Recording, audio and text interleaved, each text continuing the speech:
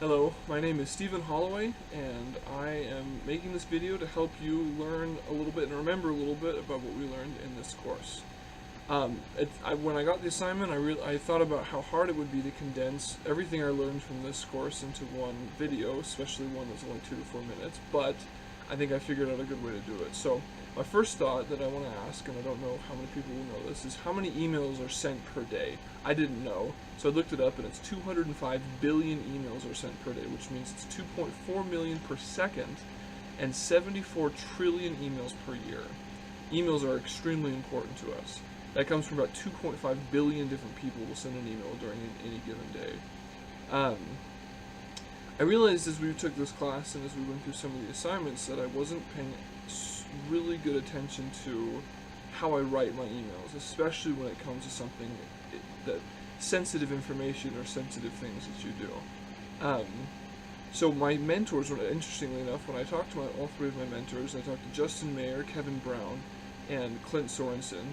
They all said, the first thing they said, I asked them what kind of documents they write. They're all in the IT world. That's the world I want to get into. The first thing all of them said was the most important document they write was emails. Kevin Brown specifically, he's an IT analyst that works in ExxonMobil. He said that he sends between 50 to 100 emails per week, coordinating with project managers, and he also manages some people in projects, coordinating those projects and such. He just said that it was extremely important, and that was something to pay attention to. So looking back on the course and remembering stuff we learned, I remember specifically talking about how to deliver bad news through an email. I think it'd be important for us to remember as we go forward in our careers that buffer reasons and action as a framework on how to send sensitive or bad information or bad news through an email.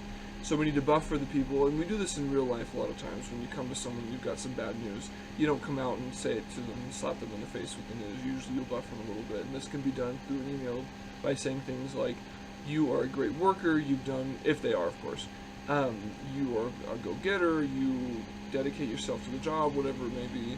Buffer them a little bit so then you don't come out in the first. And then you give the reasons and make sure they're valid reasons for saying what you're saying. So if you have to let somebody go, for example, you outline very specifically the reasons that you need to let this person go.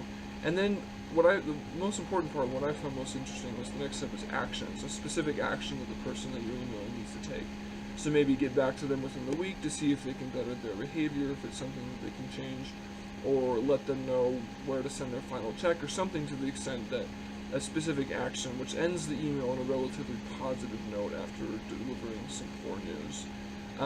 This framework that we learned in this class is extremely important, and already in my very short career that I've spent and through my internship, I've seen that as something important. I had to send some bad news to an account manager in the company. I'd messed something up, and so I was apologizing essentially for what I'd done, and this worked really well.